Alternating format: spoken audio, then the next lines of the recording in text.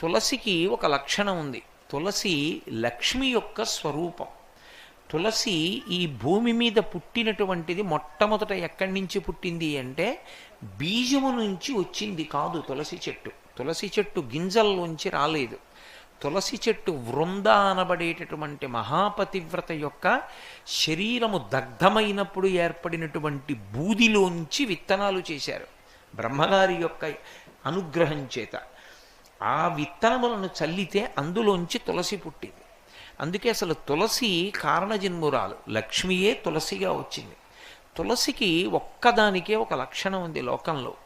తులసి సమస్త పాపములను హరిస్తుంది. ఎందుచేత హరిస్తుంది అంటే దాని గురించి పురాణంలో ఒక మాట ఉంది.